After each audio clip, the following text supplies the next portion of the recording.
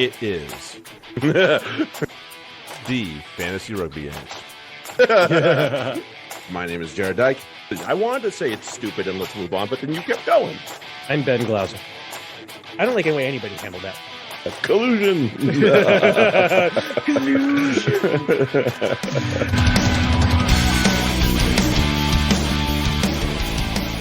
Hey, everybody. Welcome back. It is the Fantasy Rugby Yanks. My name is Jared Dyke. I'm Ben Glauser. Let's go. We got lots to dig into today. We got lots and lots to dig into. With the news cycle, please stop. Yeah, just some of it good, some of it bad. Say, I'm all for just giving a shit to talk to about, but damn, this is overdoing it. Yeah. Smoke them while you got them. Right. Oh, yeah, I can actually drink a beer this week. Yes. So out of practice. Sure, you gotta drink a beer, motherfucker. Theoretically, I can drink a beer. In theory. Find us on your favorite podcast app. Share us, download, rate, review, all that good stuff. Make sure you are helping out our good friend George, the Fantasy Rugby Geek, and buying him a coffee /beer/ whatever you want. Automation series is kicking in. We will open up a league, assuming that they do the fantasy thing again, which I think they're going to, which is good because they use the same engine as the Six Nations. So okay, that's all it is. That's good. And it has to be 2 tier 1 teams playing each other. I know that. So some of the game, some weeks, some players will be available. Some weeks, they won't. And that's just how it is. But I can live with that. I'll live. Yeah, I can deal with that. One day we'll get the tier 2 teams in there. And obviously, as I mentioned it, he's going to be throwing out the advice there. Right. The geek will do that. Buy a coffee. As always, there is no discrimination here on this podcast, nor should there be in sports or in life. Make your pick this week. Honestly, there's so much bullshit that hit the fan. For you, I know that I say I'm thinking about a certain performance artist that's been dropped by basically everybody under the sun, right? Because he just pulled a nutty and went off.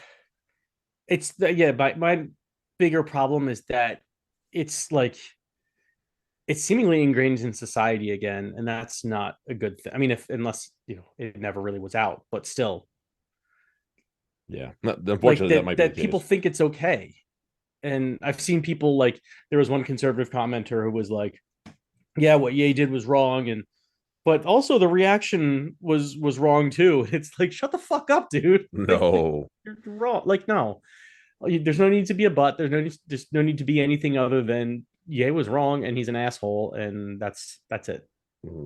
Period. End of story. Mm-hmm. But that's the problem, is that it's being it's festering as people are promoting it, and it's not just anti-Semitism. It's just the all discrimination. That's the point. Like we're seeing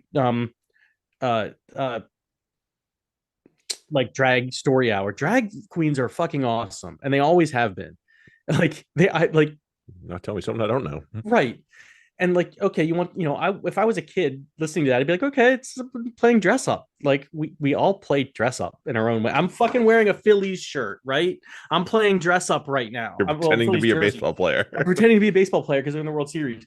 Like, whatever, it's people who take pride in their ability to play dress up. Good for them. And they do awesome shit with it. So, they're reading to kids. They're not hurting anybody.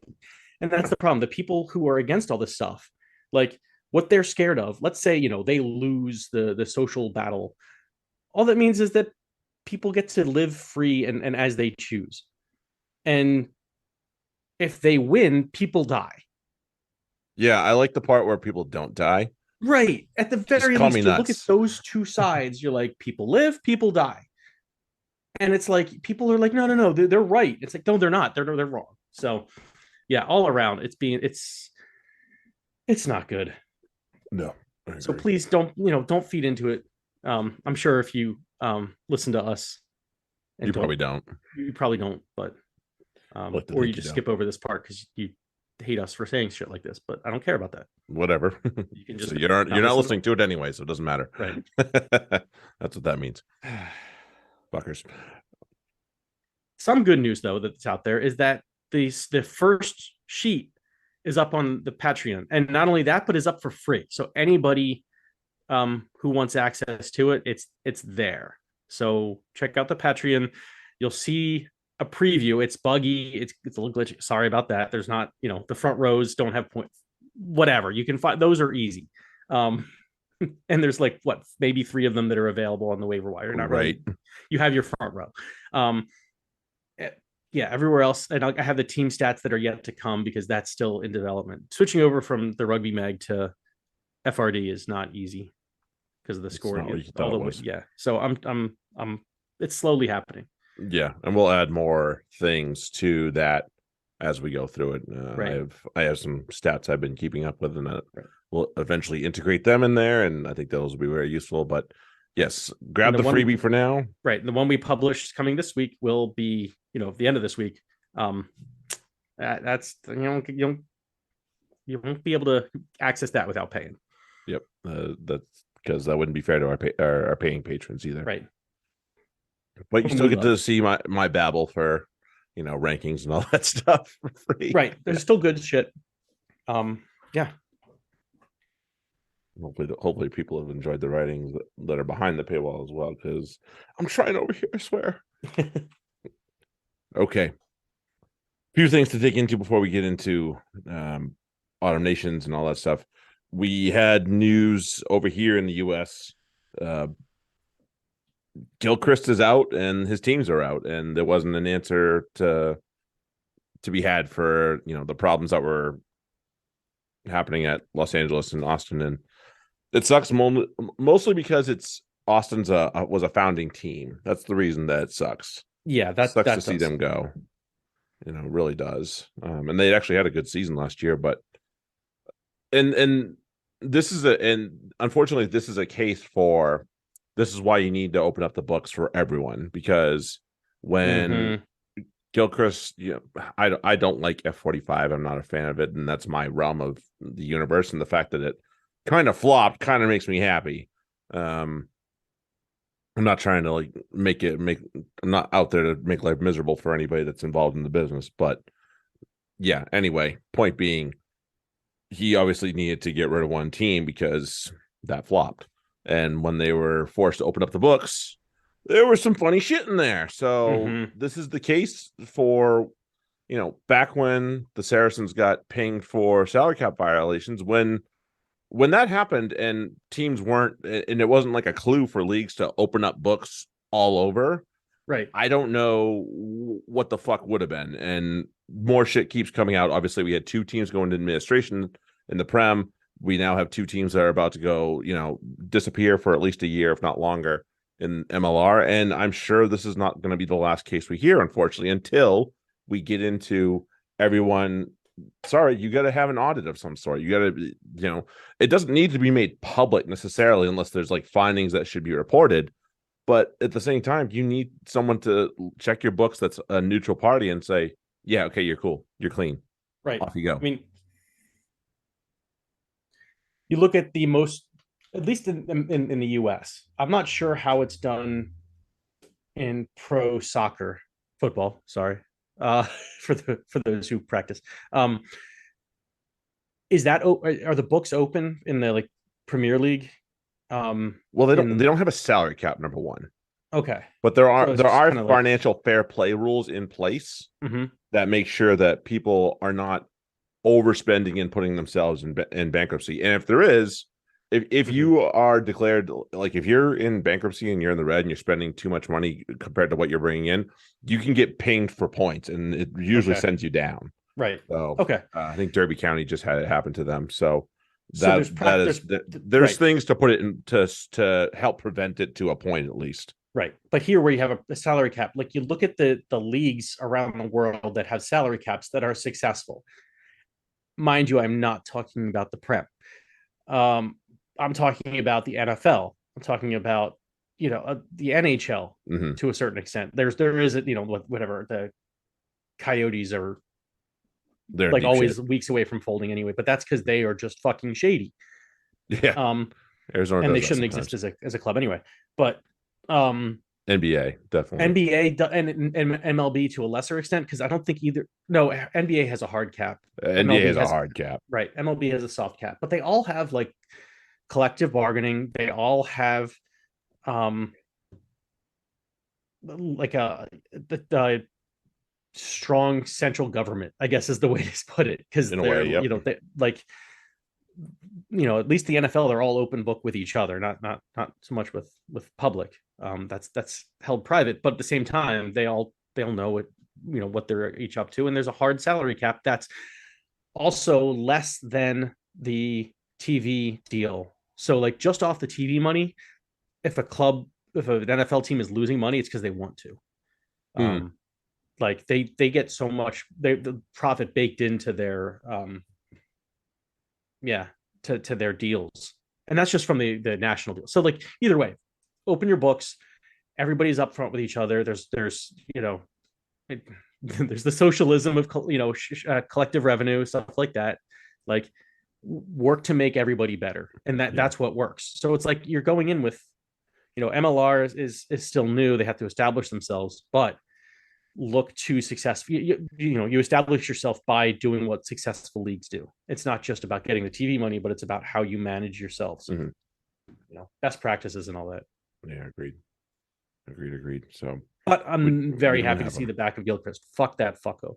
Yeah, that's the. I mean, it's one guy that's really just doing the damage for a lot of people, and I feel for every player, every coach, every staff member that's kind of been put out in the cold. But look to him, and they're gonna try to make him out as the good guy, and he's not. He's a dirtbag. I think we I don't know when we first talked about it, but I get I feel like I didn't think we called this, but I think we were pretty confident that it would end poorly when we learned about Gilchrist, and we learned about that he's naming the teams after drinks that are named after him. So it's like, oh no, this is not. Yeah, once we figured that out, we're like, all right, this is gonna end badly, isn't it? It did, unfortunately. We'll have to go find that. So it's out there. It's out there somewhere, probably. Yeah, watch us not have said that, but I think we didn't like it anyway. That's neither way, it wasn't. So we didn't like him from the start, so we're fine with all this from him. Just feel bad for the players and staff. That sucks for them. Agreed. All right, on to real rugby. On to the other rugby. That's being played. Yes, the stuff that's going to be played or being played or going to be played soon. Let's talk about Autumn Nations. We'll hit up the usually one of the more controversial squads put out there, England and Mr. Jones and his merry men. We know that we're missing two names already, for 2 or 3 names from this already. LCD is potentially going to recover, and maybe we'll see. Honestly, I'd be okay going into whatever their first match is. Regardless, if they need to hold them out for a week, they're going to be okay with Jack Singleton and George McGuigan. Oh, they'll be fine. That'll serve quite well. Yeah, especially McGuigan. And McGuigan, I think he's got to be the starter just because of his experience and not so much at the international level, but the way he plays at the Prem level is so. He picks his spots and then he does a really fucking good job when he gets these opportunities. So if that translates even a little bit, he'll be okay. He won't blow anybody away, I don't think, but he'll be steady. Yeah, there are 4 or 5 uncapped players, 5 uncapped players, all in the forwards. Wow. Coles, McGuigan, Rapava Ruskin, who's been on fire, so that's deserved. Dave Ribbons should have had a call up a long fucking time ago. Yep. And Tizard, which is weird to me. I'm not getting that, but okay. Yeah, I'm not going to complain either. I'm not going to complain, no, but I'm just that's one of the ones that puzzles me, but not in a bad way. I have nothing wrong with, obviously I like Tizard. I was excited to, I liked him at Quins. I was excited when Sarri signed him. I didn't see it at this level yet, but maybe Eddie wants to take a look at it. And, obviously he's on his mind for the World Cups. So it's like, let's see what he's got. And yeah, definitely. And I'm sorry, there is one uncapped back. It's Caden Murley, who's been electric. So good for him. Yeah. So it's hard to turn him away. So you got to figure with this squad, it's going to be Stewart and I hope Malins. And Arundel, we'll see how he's. Oh, good God, I hope not. They've called for a bank back in, and I'm not saying that on form he doesn't deserve it. He's just really struggled to show it in a white shirt. That's the only thing. Yeah. Like, it's been really hard for him. I feel like his ceiling is very good Prem player. Like It could be, yeah. But at the same time, who knows? Give him, he's 26. Give him a shot. Yeah, he's got time. Yeah, he's got time to defend. I'd rather see Furbank out there than May or Noel. Like here, we were talking. Like, so we're watching the sale match, and they're talking about Roebuck, right? Yep. If I remember correctly, and they're talking about how this is what Eddie wants. He wants to see that flash. He wants to see positive plays and scores and that splash from the wing position. And it's like, and why is he picking Noel or May? Because that's not what anything. That's not what they do now. No, simple as that. I haven't for a while. So May, I'm sad but he gets injured all the fucking time too. Like both of them do. So it's like they're flimsy and they're not that good anymore. The fact that Noel is like this guy that loves to run in traffic and he gets hurt as often as he does. Right. Maybe he learns eventually to not run in traffic and try and stay in space. Right. But it's just what he does. He's just that's why I like the Red Bull thing. He's like a fucking Flugtag on a rugby pitch. Yeah. Like he's gonna crash. And so it's like, okay, what's when's it going to be? And that's why, I don't like him at the international level anymore because he's not even that good in the Prem. So, yeah, agreed. And he gets hurt at the Prem level. So it's like you're upping the ante in every single way. Where he's slower than most fly halves. It feels like at the international level, let alone centers or wings. He's not going anywhere. He's not breaking the line and going anywhere. I think didn't he break the line this week against Saris and like made 10 yards before he got tackled? Didn't really turn into a threat. Right. Like, come on. Yep. That's again, I have some other question marks on that, but that's always my biggest is the Noel and May. And obviously May is no longer eligible or able, but I just don't get Noel. Yeah, beats me. And because you look at the rest of the guys, Radwan, Roebuck, Malins, Arundel, like all these guys who can just fuck out. Who'd you say? Murley. All these guys who can fucking fly, and you're gonna put Noel out there. Okay, got me, man. I listen. I don't call him Eddie anymore. I call him Edward until he figures out his own shit here. Maybe he doesn't pick him for a match, in which case, great. Yeah, maybe he holds off on starting Ben Youngs, which would be smart, but I don't know shit. So what do you have them there as like like helping the experience? Like they provide the experience. They can help the players as become. You need help becoming a professional player. You also need help becoming an international player, and like what the habits and the margins you got to learn. And yes, someone like Noel can help with that if he's smart enough to be able to teach it. Right. But like that's from like a support. He's like another coach, not so much a player, and definitely not on the field because he can't really provide much. Yeah. So there's that. Let's go to Jack. I like Jack Noel as a human being. But as a rugby player, I not really so much. hate, and I've liked him for a long time as a rugby player. I hate saying this about him. It's not his fault. It's Eddie's fault. Edward's fault for putting him there. Is all. Indeed.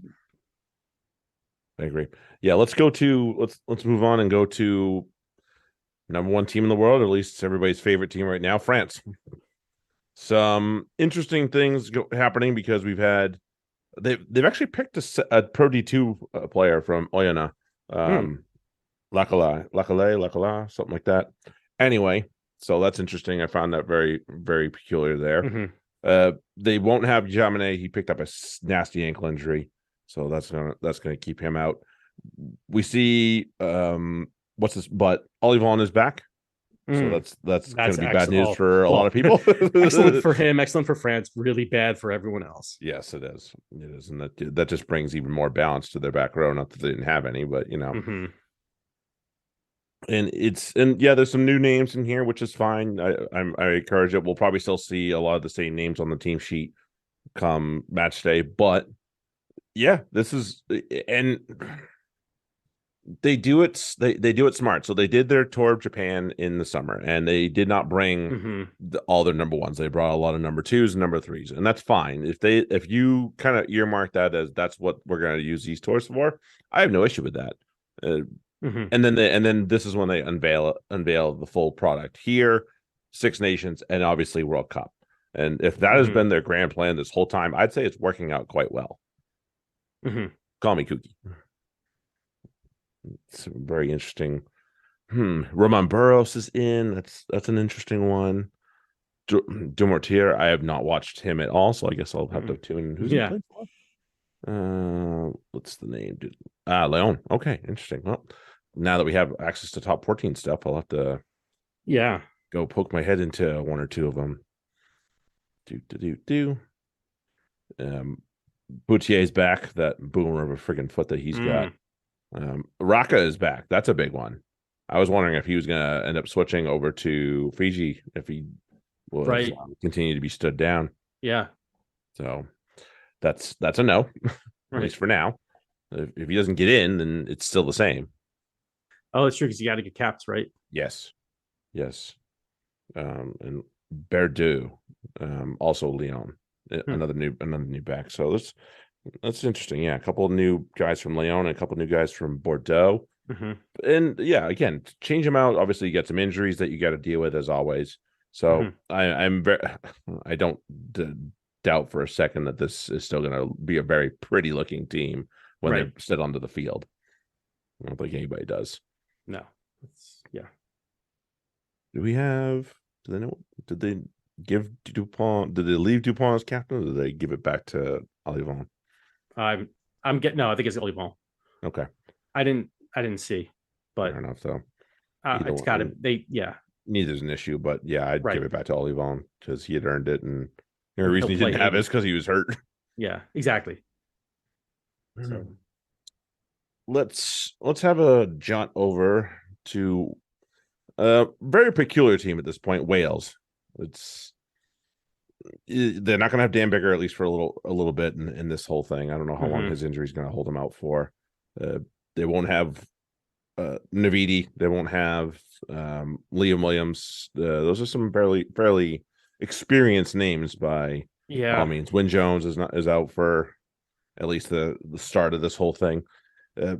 Interesting to see. It's so funny to see Felipe Faletau with a Cardiff Rugby next to his name in this after being in Bath for so long. But obviously form has not dropped, and I wouldn't drop him anyway. So name that's picked in here that's a lot of people are talking about is Tommy Raffel, and the whole, he needs to move to Wales and and it is a fine balance, I think, of do you want to keep your own product going in your home provinces? Yes.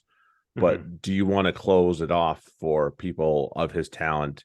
And, he might be very happy at Leicester, in which case he probably doesn't want to move. So to force his hand, because he's only got 3 caps, and I think the line's 60, 50, 70, somewhere in that neighborhood, whatever it is. Obviously, he's not going to accumulate that by the time his next contract is up for Leicester. Right. It's an interesting balance. So Liam Williams was playing for Sarries, right? And they asked him to come back afterwards. Like, he still played for Wales until basically his contract was up. And then it was, no, you got to come back. You can't re-sign. At least that's what I understand. Like, which there's nothing wrong with naming Rafael and then later asking him to come back, like letting him play there and develop more, and then asking him to come when his contract's up. Like, they'll do. I'm sure they'll do that with Chunza too. Like, a lot of these guys will get that who are playing in the Prem. It's just a matter of it is just a matter of time. Yes, yeah, I agree. And they left Sheedy out because of similar situation. Like, they want him back in Wales, and as I said, he may be very, very fucking happy in Bristol and be like, you know what, fuck you guys, and that'll be. And I'm not saying Sheedy's going to light the world up by any means. He's not a terrible player, but you do risk that should you come in with. I mean, You could bump into this with Shunza if he actually turns into what we think he's going to be. In which case, he's going to be like, "Fuck you! I want to stay here." Right. Deal with it, and that's going to be something you have to work out with on your own. And if you're okay with living with that, all right, cool. Right. You know, you can do that, and that's fine. But you just have to understand that is the small risk, and it may not be a very big risk, but it is a risk that runs. Somebody's going to start. Somebody's going to do that. Somebody's going to say, "I'm staying in the like." I saw a picture of like what Will Rollins with Dragons on the weekend where he just looked like he wanted to be anywhere else. And it's like, I mean, of course, he's probably happier there than on Wasps right now. So that's that's a I don't know that that's going to happen with Exeter, but like, so for Shunza, look at that and then think about what your options are. And same for Rafael. Right. One thing that's fucked up though. One thing that's fucked up is oh fuck, what's his name? Thomas Young. Not in there, and was told to move back to Wales. Right. And I know he wanted to move back with his dad anyway, but still, it's like you've told him to move back, and you haven't done right by him, unless he's looking like absolute dog shit, which I doubt. I doubt it. Right. Yeah, he probably should be in this team. May yet happen. We may see a few more injuries here before this coming weekend. But especially with your back row a little depleted. To not, that means he's like there's a gap between him and this team, like a massive gap. And so it's just kind of, it's the same as Ben Spencer going to Bath. Like, don't move people around and then just say, yeah, we're never picking you again. Like, that's fucked up. That sucks. Agreed. Let's go to Ben's favorite team, South Africa.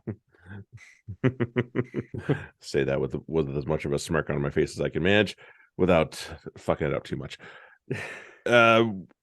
This is interesting to see as many. I will say this is probably a positive step for a lot of reasons. There are a lot of South African based players in this team, at least the first team that we're getting a look at here, which is good in a lot of ways for the sake of them and the game. And I hate to say it, but the URC move might have worked out for them pretty well. As much as I was annoyed that the whole Super Rugby was getting turned on its head, in the end, this ended up being a positive move for them, it looks like, because they have a lot of players that are either based in South Africa. There are a handful here that are based in Japan as well, but they just don't have the same mass exodus that they once did. At least it doesn't appear that way. Maybe I'm seeing this wrong. And if I am, please somebody shoot me a friggin' message and let me know. Yeah, not so much yet. But I think it is going to be good. It's also going to be good because they're familiar with they're much more familiar with the players that they're going to be facing. True. So that's that'll be helpful. Yeah, I in the URC, I'm it's growing on me, except for the Champions Cup. I'm kind of at this point, fucking, let's just make it a everyone like open it up. Who are you missing at this point? Like, who's not represented? Like Australia and New Zealand. Just the Kiwis and the Aussies, and that's really it. Yeah, maybe a little Japanese top league, right? And right. Like I throw the MLR in there too. Right. Yeah. Well, we don't have to do that. That would be sad. No. But there's the new European Super League that's over there as well. There's that one as well. European Super Cup, whatever it's called. Yeah. So like we're close, but anyway, onto this team though. It doesn't look. I don't see any surprises. No, obviously the big issue is I assume Willems is playing 10. Yeah. I don't know what the fuck. Yeah. Bye. Whatever. Here's what it is. Oh fuck! Am I looking at? God damn it! You're looking at an old one. Oh motherfucker! There's not. The top one, the top like 10 are all from last year. This one didn't. All right. That one is not.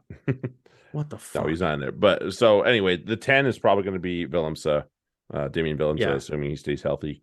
and then after that, it's going to be a big old, shoulder shrug of who's going to play 10. I'm guessing Houston, Jan Houston is in the team. That I assume is the next one, and then you're going to have to pick up the phone and call Robert Dupree or something, because that's going to be your next option probably. They got to be close to it. Yeah, I would assume so. Still no. See, that is one I'm kind of disappointed with. No Wilco Low. I think he's been playing really, really well, and to not have him in there is just really, really shameful in a lot of ways. And he's moving back too. I think the Bulls he's moving back to after the season. Good for him. Yeah. But yeah, that's I thought he could have done with a call, but CLV can't do much about it. Isn't he still fairly young though? I think so. Like 25, maybe. Like, yeah, for a prop, that's young. He'll get his shot. Yeah, maybe I'm wrong. I think somebody look it up and correct me. So we'll see how they go. France, and they're going to play France and Ireland. He's 28. Tour. He's 28. So he's a little older than that. All right, a little older than I thought. Yeah, they'll play France and Ireland, so those will be two games to certainly sit in your seat and buckle the seatbelt, as it were. Right. Be enjoying that one. Speaking of Ireland, let's go have a look at Loo. Our BFF Sexton returns to the team. Jimmy O'Brien's in the team from Leinster, a guy that made a big splash for us in our in our Champions Cup talk. A big one that everybody's talking about is Kieran Frawley from Leinster. A lot of people seem to it seems to be a divided opinion on is because some I think the Leinster coaching staff prefer what's his butt why am I blanking on his name? The other backup 10 from Leinster. Byrne. There's the word. Yeah. Byrne. And then the maybe Ireland prefer Frawley or the other way around, whatever it is. Either way, it seems to be a little bit of controversy and a divided opinion in that one. So interesting to see him in there. The forwards include a guy that I thought played really well in the little bit that I got to watch him, Cian Pendergast from Connacht. I thought he looked really good, the loose forward for them. So that's a great add there. Is he in this team? Hold on. There's another one that I was a little annoyed with. He's not. Okay, good. But I did see the was it Senaloa, the prop from Munster that's American eligible. He was in like that touring squad earlier this fall. I was like, oh, of course we didn't get him because we were too stupid. We decided that MLR is gonna the MLR is not a league that we need to primarily pick from. You're the US. And it's and you notice we're not talking about it, but we've seen that recently. The US is just getting murderized. That MLR team is just getting fucked. Everybody those overseas ones, right. The down in South America, I think. Yeah, playing a couple of teams. Get a fucking clue, right? The MLR is not there yet. Nope. It's clearly not there yet. The results are poor, and that's bad. We're regressing, and that's bad. Yeah, we need to. Last I checked, I think it's the technical term for regression is bad. Poo. Let's see what we got here. We got Heffernan's in. We haven't seen him for a bit. Coombs, the young Munster loose forward. That's a good one. I liked what I saw of him, so that should provide some fun. It's gonna be. This Autumn Nations will kind of tell us, did Ireland peak too early? Right.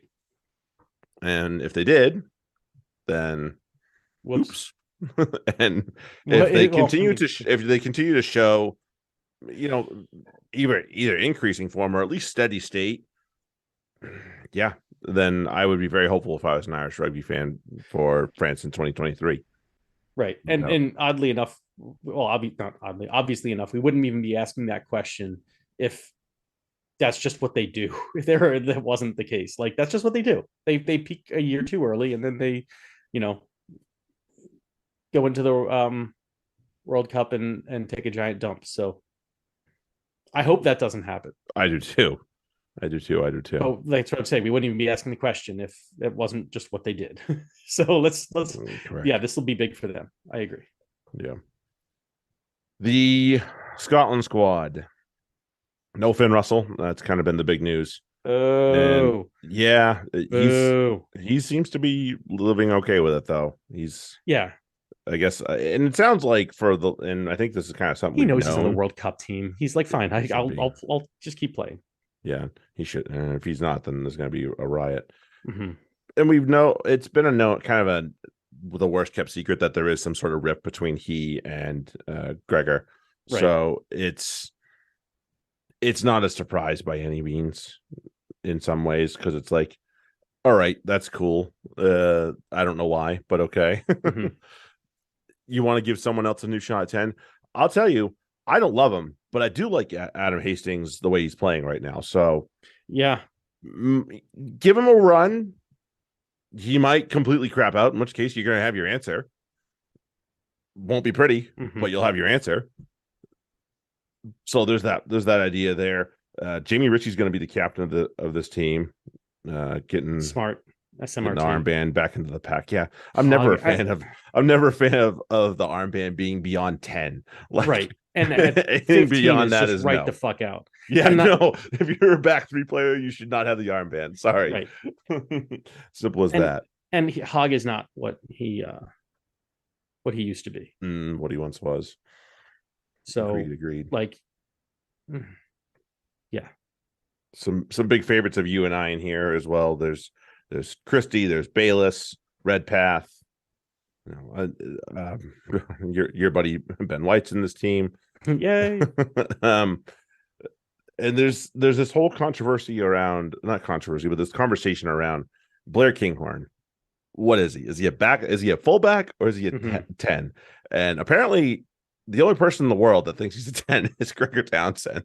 So we're gonna find out, I guess. Yeah. I can't recall him being a good 10, so I'm gonna go with he's probably not. Right. And that's just my my initial thoughts. Yeah, but he also doesn't think that Finn Russell is a good 10. Right. So it's like, what the fuck does he know about 10? I think he needs to relook on that one. Needs a new reset button on that one there, I'd say. I'm really sad to see that. Yeah, the Mish is in, but Darge is out. Fuck. Yeah. What's his name? Rory Darge. Yeah. Fuck. I love that name too. I can't remember it. The former Wallaby, Jack Dempsey, is in there. I think he was one-time cap for them or something like that. But he's switched. He's now switched to Scotland. Could be wrong about that. I'll check that later when one of us is babbling a little bit too long. Yeah. Argentina, they don't have their base squad anymore of the Jaguares, but they've still done quite well in the last little bit, I'd say. So nothing to worry about with them there.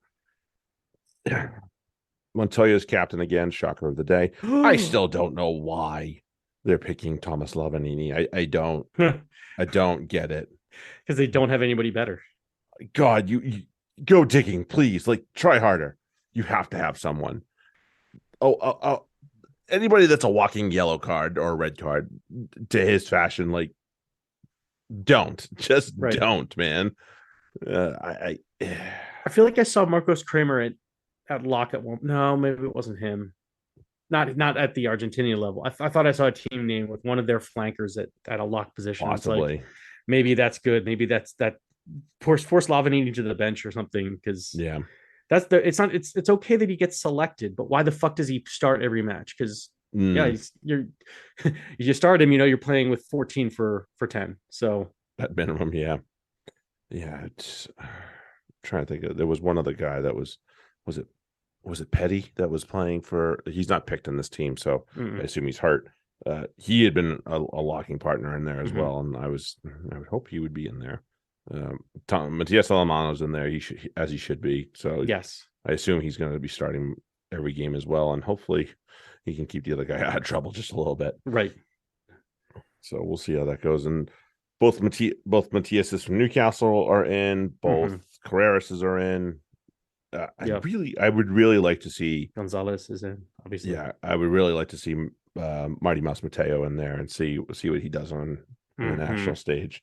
So hopefully we get to see that this coming this coming November here. They're playing? England's their first one. That'll be tough. Yeah. Yes. And they have Wales. Wales they could beat, and Scotland they could beat. Yep. So I think if any Scotland they should beat. They honestly, should Wales.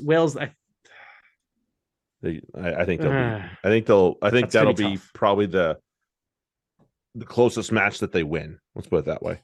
Yeah. I think they'll win, but I think it'll be close. Right. That schedule definitely gets softer as it goes. Yeah.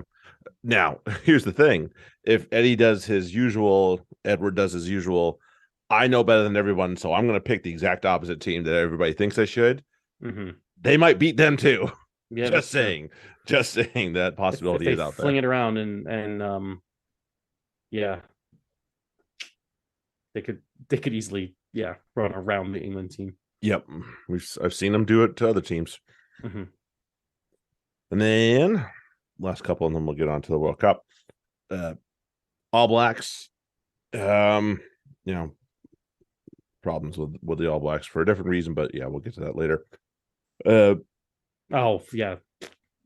Let's see. Morons. Names going down. Fletcher Newell's the least experienced in terms of number of caps, but that's a lie. Parafeta. But other than the back, Fanga Nuko's in there. Yeah, he's also got he's only got 2. Fucking Reese. Blah. Centers get some restoration back There's to them. No need with NR and ALB back in the team, so that's good. I think them having true centers would be very helpful as opposed to David Avili, who I don't think's a 12. Mm-hmm. There's that idea. Yeah, Barrett Mwanga obviously is the standoffs. Halfback Smith, Fakatava, and Christie. Very interesting. That is interesting. What is? I think, like I said, I think TJ's getting either he's on the outs or he's just getting some time off. Yeah. And that might be something that he discussed already with the coaching staff as well. Right. I wouldn't be shocked at that. Because honestly, if I'm being honest here, and can I be honest? I thought TJ, Aaron Smith has been not Aaron Smith lately, and I feel like TJ has still been kind of TJ-ish. So I'm kind of yeah. And Finley Christie's been awesome, and yes, so it's I agree. It's kind of a shame if Finley Christie bumps out TJ, instead of Aaron, and that's no disrespect to Aaron for what he's done, and I guess that's why he's still gonna fucking win you a great he can still pull one out of his hat as far as like he's still an amazing scrum half. It's just not like he's not unquestionable anymore. Yeah, he's not the top 2. I remember way back when we did the top tiers of scrum halves. I don't think he's in that top tier anymore. No, he's not. So there's that. There's only one in that top tier right now. Anyway, DuPont's in his own category in this town. There's a couple in what used to be tier 1 that are now tier 2. And I don't think they're Aaron Smith either. I don't think neither one of them are him, unfortunately. That's how it is. And then the Azzurri, last one, they did pick Monty Ioane, despite him being based in Melbourne now, but they don't have any rules about where you can be based. So, there's that out there. There's that thrown out there. I wonder, and we haven't done our segment on this yet. We'll try and fit it in next week. Mm-hmm. I wonder if Paulo Odagu maybe looks for a move that makes it possible. I mean, anything's possible because Italy don't care for him to be picked by Italy, and I'm kind of surprised they didn't pick him here. Yeah, unless he's still not fully fit. I know he was kind of in and out. We might see. Did he even come back? I can't remember. He had the one game. Okay, that was back, but he played 60 minutes, I think, and then came off. Right. So it could be an injury thing. And then, but yeah, imagine him at 13 with Capozzo, Ioane, and Padovani out there. Yeah, and Brex in the middle of Brex. Oh, yep. I love that team. And either Tommy Allen or Garbisi. Yes, please. There's a lot. Yes, there's good stuff there. Yeah. There's another Garbisi in this team as well. Mm-hmm. The young Garbisi, who was part of the U20 team for Italy last year that beat the England U20 team, he has made this team, so that's good. Uh, a man you run your face through the wall for, Lamoureux, of course, is their captain. Yeah, I hope we see some more progress of some sort. They're playing Samoa to start, so I hope they beat them, and I really hope that they find a way to just make life difficult for both the Wallabies and the Springboks in their other big clashes, because Right. that for me will just excite me about rugby in general again, because Mm-hmm. that means progress for at least some, lesser country Right. that we've all been waiting for, and it's no longer this old boys club of just these teams that are in the conversation. We saw Japan take that step, and that was great, and Yes. now I want to see another team take that step. Right. And Italy, I think, is in prime position to do that. I agree, especially with when the World Cup comes around. Pellegrini should be back too, like, and Riccioni. Hopefully, I guess he's still. We're Yeah, he guessing, picked up another bang, I think. right.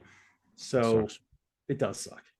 So there's a lot to like about Italy's present and future if they make the right moves and people stay healthy. I agree. All right, let's go to World Cup 2021. We'll try and bang through this so we're not here for too much longer, because then we still got to bang through a little bit we won't spend too much time in the Prem, let's be honest. Yeah, there's only 4 games anyway, so there's 4 games, and there's only a few of them that are worth talking about. Right.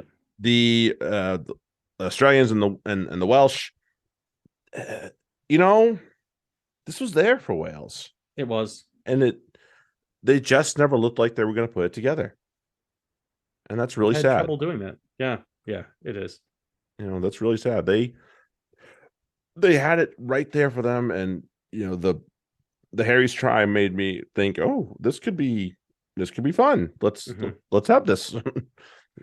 So I was really excited about this, and Australia never really put them away, like up until that last penalty went over. That was about it.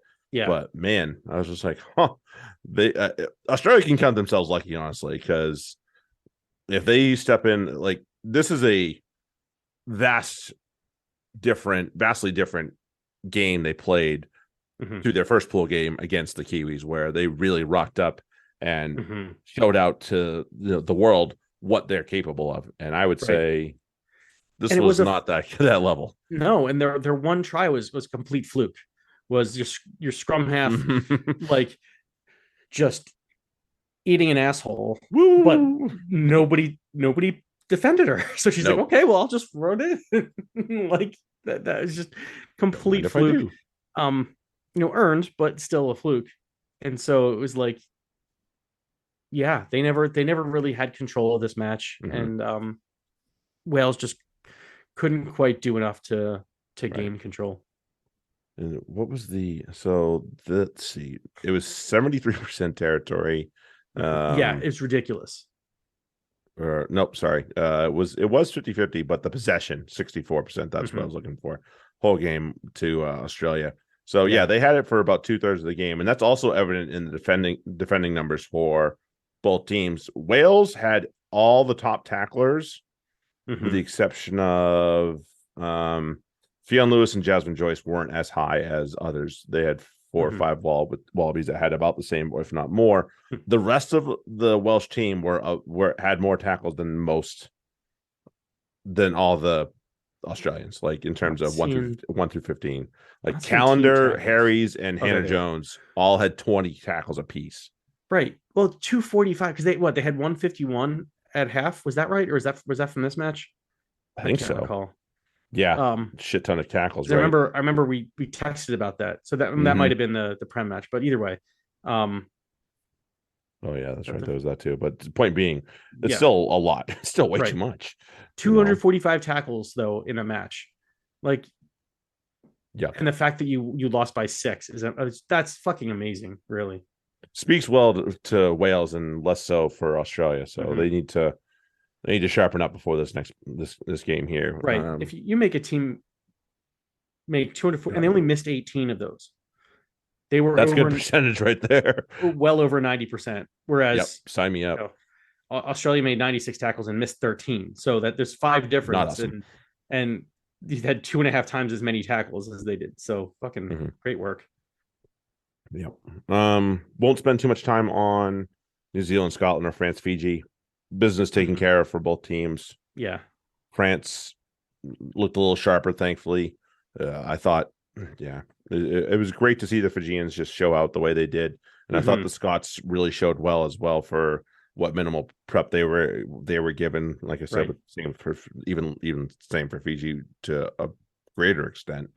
So good on them for coming in and showing what they do. But it's clear these two teams are just really, really world class, and that's not a mystery to anybody now by any means whatsoever. But I did watch both matches. Just wanted to see how it was. I was like, ooh, I was spoiled by one of the score lines. I was like, ooh, this is gonna be one of those ones I watch while I do work. Right, exactly. I knew both of them. I didn't know the final, but I knew what was going to happen. So I had a feeling what was going to happen to both of them. All right, and then I only watched the U.S. match from the Sunday games. So yeah, well, I watched Japan and Italy because that had some bearing on this. Right. But I had been spoiled by it, so I knew that the U.S. were. Yeah, I kind of knew that they were in already before. Yep. Oh wait, no, did I? Oh, I'm not. No, maybe I watched that live.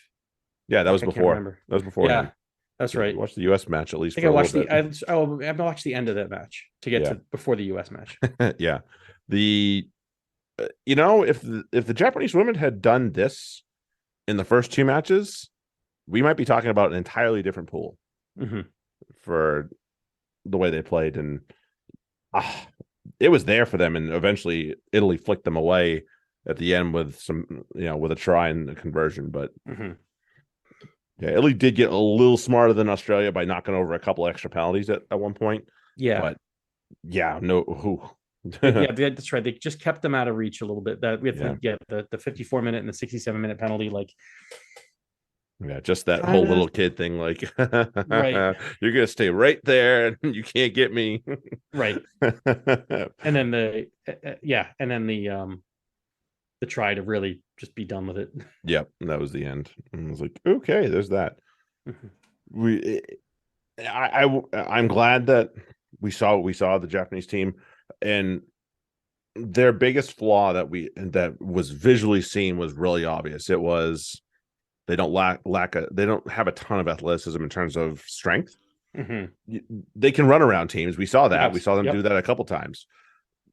Awesome. That's the strategy. But unfortunately, when teams get the pill for long, they make it hard on themselves, and their lineouts were not good in this match either. They could not lean on them. Yeah, which is not good. When they won a lot of penalties and they couldn't get the lineout going, so therefore they had to just tap and go. Right, which is really unfortunate for the amount of penalties they won. That kills. That's bad because that doesn't take talent to do. The lineout doesn't take any talent to do. It's repetition. Just teamwork. And that's what the Japan have that everywhere else. So, that's the one thing that I've seen, like we have seen with Japan in the past, is that they might, they've even the men's side, right? That they were undersized and kind of outgunned, but they could move the ball around and they could just fuck with you enough that's how they score. That's intelligent. That's playing to your strengths. It's not in untraditional ways, because that's what you have to do for the makeup of your team. Part of that is you got to have your line out down. You can't. It's because that's such a better platform than a scrum for attack. A scrum is like, it's kind of shaky. Even if you win, sometimes it doesn't. It's not sometimes. Easy. Whereas, like, if you win a line out, you unless it's like a slap or but that's whatever. That you kind of eat it at that point. But when you can just complete a line out, you have so much opportunity. You can do so many different things that allow you to operate, and it's much more easy to win a line out than a scrum. So that's unfortunate. Got to nail that down. Yeah. So maybe I had that issue with my boys too, and I was like, "No, we got to fix this shit. Like, that's unacceptable." And it's not hard to fix. So get it done. So we'll see. We'll see how this Italian team fares. They get France. They have beaten France recently, so that's going to make this a really interesting matchup. Australia get England, who we will not spend a ton of time on because England did what we thought they were going to do. They just ran train. Not a shock. Nope. Not a shock. And then we had. I want to get your initial thoughts on this match first. Canada and US, and then I'll chime in.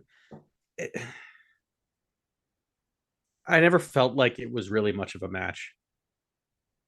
It was the US are they play stupid rugby. Like really stupid rugby. And obviously like that's one of my biggest like pet peeves is I don't care if you're not fit. I don't care if you're not the strongest or the fastest. Obviously, from what I'm saying about Japan, you can still win. You can still do things. If you're fucking stupid, you can't do anything. It's over. You're done. And they just make bad mistakes. Like they make a pass to like a player who's crashing with zero support, and it's like just throw the out pass behind them. Go about the back. Like they're not the player to hit. Yeah, I know it's Nick James, great, but guess what? She's got no support, so she's going to flop over because she can't run that far anyway, but without falling over, even without somebody tackling her, and like then she'll get turned over because she's got no support. So little shit like that I saw that I can't deal. I hate watch this shit.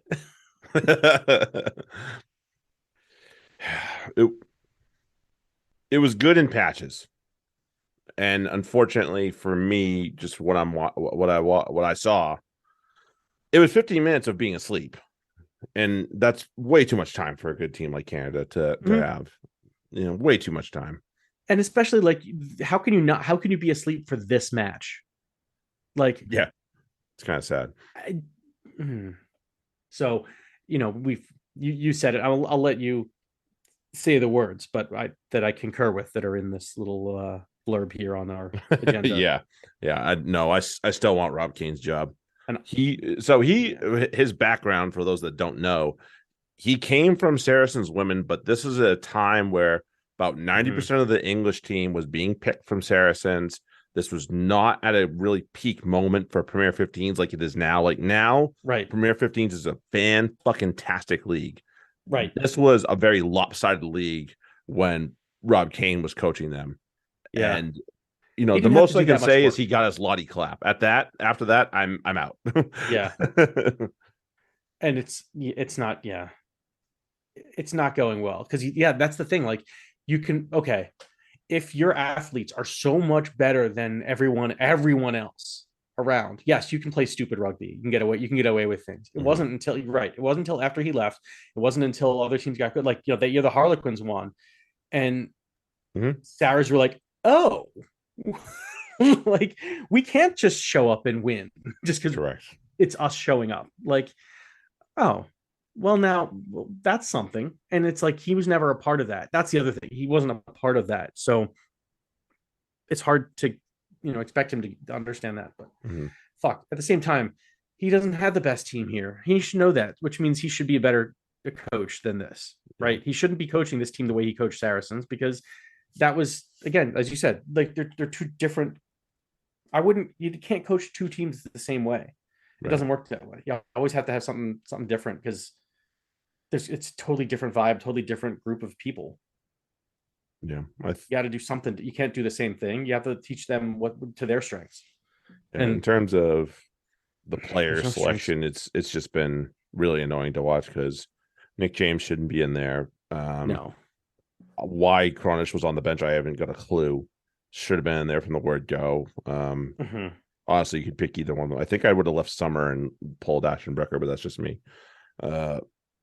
You know who I thought played really well in her first World Cup game was Kayleigh.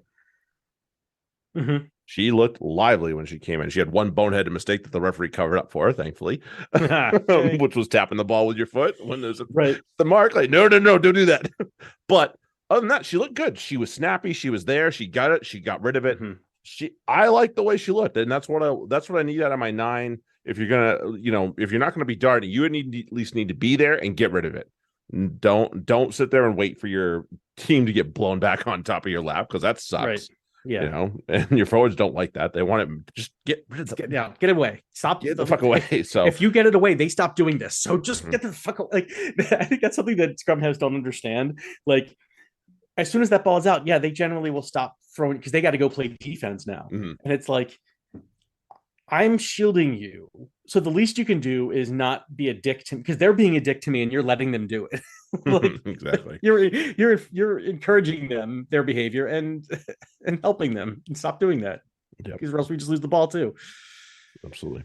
And then of course my hero I think she had the most tackles on the day, Rachel Johnson. Yeah, she was great. Yeah, she's usually she was excellent. She is the of the back row. She's usually the one that goes a little unnoticed, only because KZ is she's KZ. Yeah, she's ridiculous. except for the yellow, she was awesome. Yeah, whatever. Yeah, she was just like fuck whatever. Like Yeah. she's like fuck yeah. So this cannot happen for the U.S. if they want to, because they get Canada again. Right.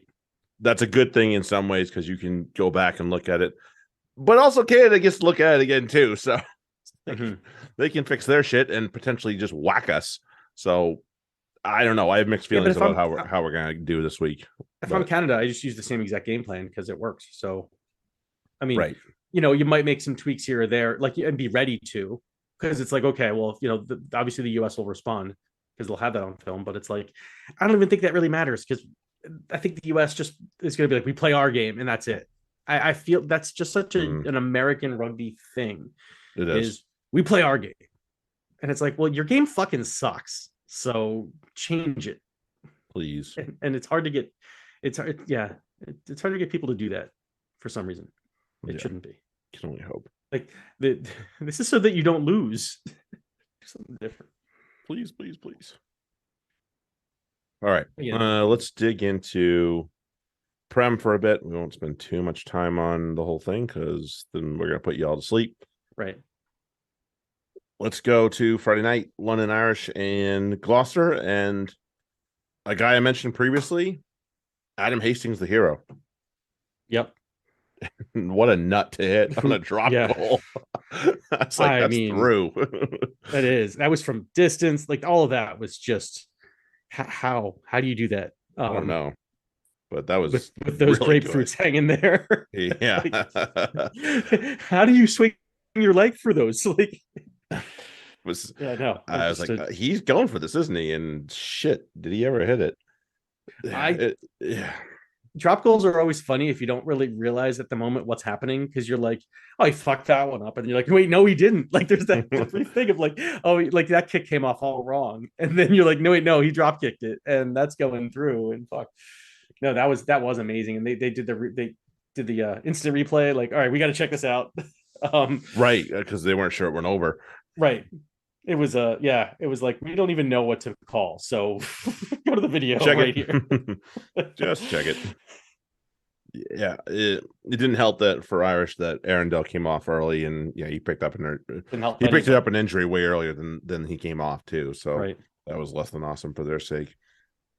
Because that is their spark plug, and that's the guy they lean on the most. And I know Hassel Collins still found ways to do damage, but it's having two guys back there, and Loader wasn't particularly good on this one. No. Having two guys back there is usually helpful when you can get two of them going and not just one of them. Usually, sometimes, yeah. I thought this is the first game where I noticed Kezeladze, the 12 from Georgia. Well, he had like 20 carries, so how could you not? He had the most on the team. Actually, 12. Ackerman had the most, but he had 12 carries. But he had the most in the backs. Yeah. I mean, that I noticed him, but it wasn't like wow, he's playing great. Because like I said, he had 12 carries, 19 meters. Yeah, he wasn't doing... Clearly his role is not to break the line or do anything amazing. It's to eat defenders. Right. And that's pretty much what he was doing on those carries. It was. It was just, yeah, I want to see him be more than a meathead. You can get any meathead to do that. So I don't. I noticed him, yes, in that I saw him out there and I heard his name being called, but I wasn't terribly impressed. I guess that's pretty obvious. That's been not been made obvious. Yeah, I'm nobody still really impressed could by run in this Valderrama game Russell. either, though. You know, Yeah. the weather No, didn't there's help, not many obviously. meters. Like shit, he was what Charlie Chapman had 26 meters for You led Gloucester. Gloucester. That was a leader. Yeah, Ollie Irish Hasselcollins had more 7, but so, but that was it. still. Outside of Hassel Collins, Loader, and Parton broke 40 meters. Yeah, Pearson And had that's it. 32. Yeah, it was tough. It was tough sledding in that Right. so then, yeah, we go down to right. So then 4 players broke 30. Yeah, that's not awesome. That's not good. No, so it was a slog, and that's Yeah. what it comes to. So then it comes down to the forwards. What are your forwards doing? Are Right. they making their tackles? Are they chewing up? Are they making carries and not fucking it up? Mm-hmm. If the answer to all those is yes, you're going to win. And Gloucester just barely did it a little bit better than London Irish, and that's just how that ended. Always happy to see Voldemort go down. Yeah, no argument out of me. So do we want to go to the unexpected? Yeah, let's go to that first, and then we'll go to we'll go over to Sandy Park. I had this on while I was watching Saris because it was like I just kind of wanted to see when the scores were happening in the other one. Mm-hmm. And there's nothing on that. That's great. Thank you. There you go, Prem. Premiership. Fucking bunch of losers. You guys fucking suck. But yeah, then I was like, Bath score like was Miles Reed scores one, and then I can't remember who. I'm not now. I don't see any match report, so I don't know who scored the second one. But it was just like Redpath. Yes, that's right. That was a sweet try. Redpath had the intercept. Yes, and I don't remember who had the last one. I think was a pushover. They had a pushover as well. Right. The maul try. Right. That's the answer there. Haha. And right, because it was wasn't it the lock and not the hookers for some reason? I can't remember. Was that I might be thinking of a different try. You're thinking of a different match. No, it was done. It was done. That much I remember. Yeah, and the Saints just never. Well, they got a little going, but that was poor. That's really like, we've been talking about Bath scoring a lot of points lately, and they have been. Saints have been scoring a lot of points. Like I thought this was going to be a track meet, and instead they kind of got boat raced. A little bit, and it goes back to the question of excuse me, how does their defense coach still have his job? I don't get it. It's been awful. Yeah, it's been pretty bad. I mean, I don't think they've been bad for a while. Their defense has not been like great shakes for a while now. But no. Fuck, points against. They're 221, and like Quins they've played one fewer match, so that's they're close. London Irish have played 2 fewer matches, so and they're kind of in the same neighborhood or so. So yeah, it's getting weird because of all the bye weeks and stuff. But like, still they're top of the table or top of the league in points against. They got to fix that. It doesn't matter how many points you score if you're still in the negative. Right. That's not good, I think is the way to put it. And for a team that right now is in the top 4 in points, although they've played 7 matches, they've played more than anyone else except for Bath. Yeah. Like you got to be if you're really a top table team, you can't be lose. Although it's away. Didn't Saris lose to Bath last year too? So maybe you can at some point. Yeah, I think you did. So it'll happen, but damn, not like that. That was they barely showed up. Saints. Right. I was disappointed. Not awesome. In the exact opposite of the way I was excited about the Saris win. Yeah. Oh man. I was in the car. Yeah. And I heard the good kick go over. I was like, yeah, motherfucker. Okay. I'm listening to it on my Bluetooth, obviously, and Mhm. yeah, I am that crazy guy that just screams at nothing in his car, and that's me. Yep, I've done that too. Yeah, Yeah, I I did it was the other week actually. I can't remember which match, but I had it. Yeah, as I was driving to a match or something. yeah, Listen. the weather didn't help in terms of Mhm. play. No, it didn't. I still don't like Tom Foley. No, he was a douche. Everything like he I've seen people complain about him on both sides of the aisle, so that's usually a bad sign. exactly like it was he didn't factor into the outcome. He affected the game though. Yes, that's probably an accurate way to say it. Like it was just like god damn it, like you'd be like he totally just made that one up against Harry's. I don't get it, and then he'd do the same thing against Exeter, and you're like, okay, well, I'll take that. Like But it it's kind, just it so all frustrating. it all kind of evened out, but oh fuck, does it suck? Yeah, it's so stupid to see. And that was and we had a nice little breeze down in Devon, as we often do, and Mhm. that factored into things as well. And Yeah. when Saracens were able to do what they did in against the wind, I at least felt good about the match Mhm. going into halftime. Right. And then Right. things got a little rocky. They certainly did. I was a little worried. I was like, yeah, this might go sideways.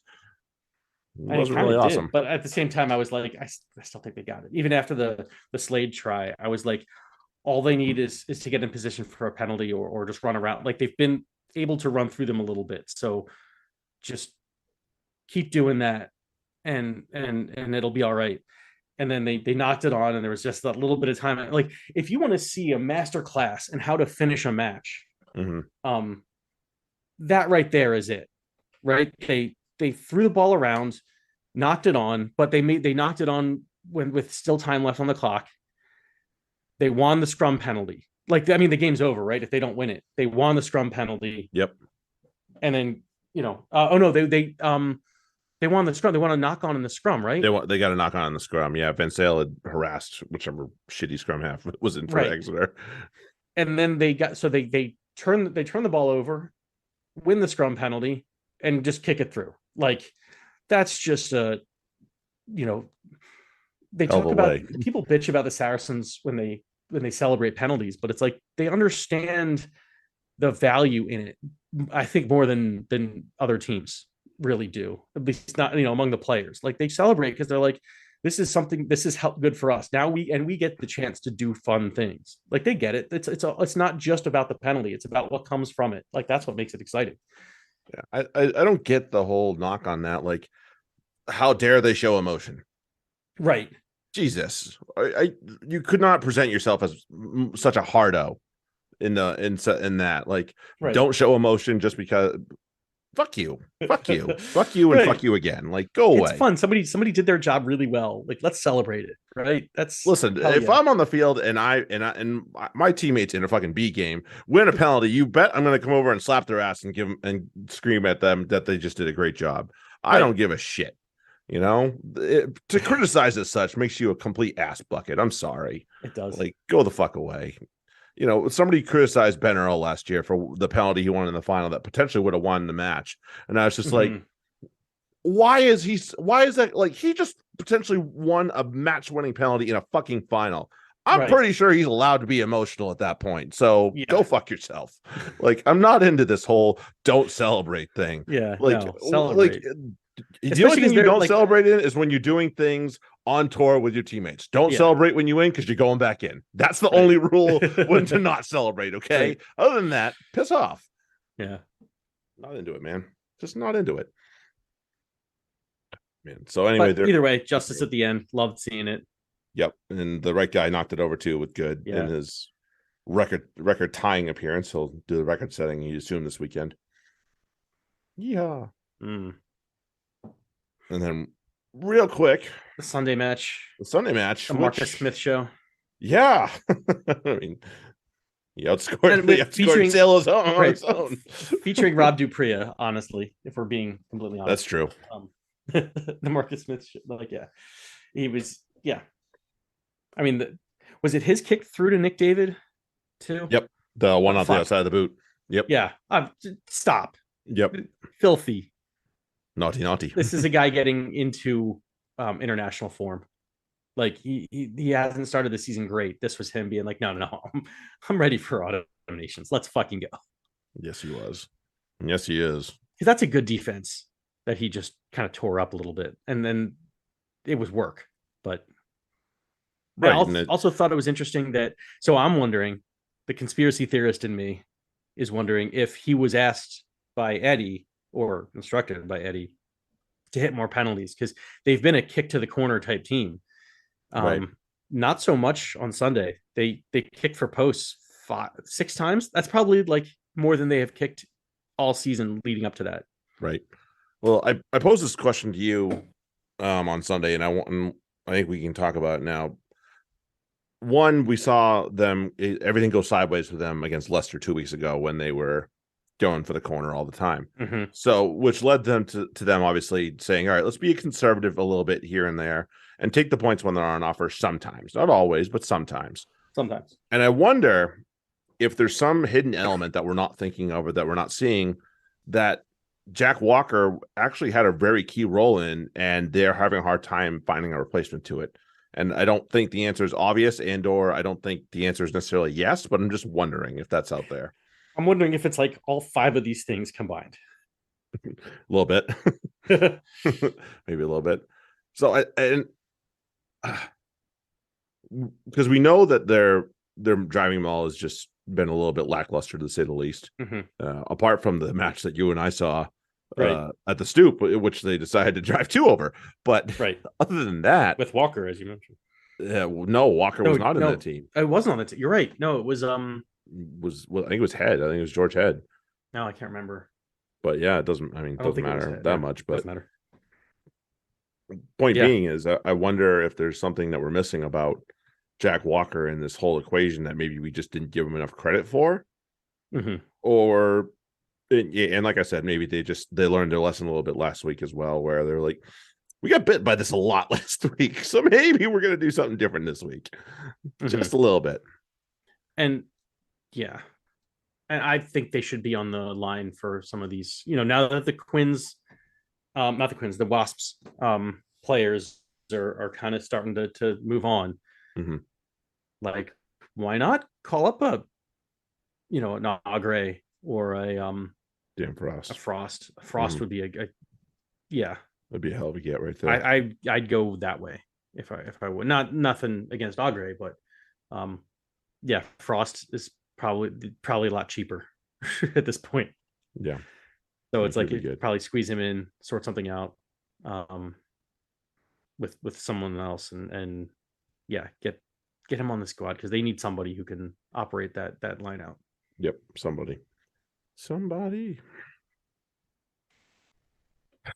Well, that was that. We tried not to spend too much time on it, but yeah, we churned through a lot here. We had to get through a lot. We had to do the Autumn Nations teams at some point. Maybe we can separate that out or something. This isn't too bad. It's like an hour and 15 minutes. Oh, okay, cool. Yeah, I couldn't tell when we started. Yeah, no, this was like an hour and 15 minutes. So this is the end, folks. So if you're just trying to turn this off as fast as possible, go ahead and do that. Yeah, go ahead. Sorry for taking up so much of your time. But we had just the same. Yeah, we did. We had a lot to talk about, and we tabled some stuff too, which is the wild part. Right. So yeah, we just had to eventually talk about Autumn Nation squads. So yeah, had to get them in there eventually, and with the World Cup in there, it's always going to be lengthy, but this is probably the one time I'm okay with the Prem having 4 matches. The rest of the time, fewer games now. Right. We got 4 matches and 4 and 4 this weekend. So 4 and 4. We can talk about a little bit more stuff, because there are some internationals this weekend that we might be able to watch. So right. We'll find out what's going on there. If you're coming over to the Fantasy Corner, we will see you over there. Appreciate you hanging out with us just the same. Indeed. Get the Patreon so you can get next week's file updated. Plus, all the good stuff on that. Eventually I'm going to put our shirts up there, because we have shirts again, but we'll get to that next time. Right.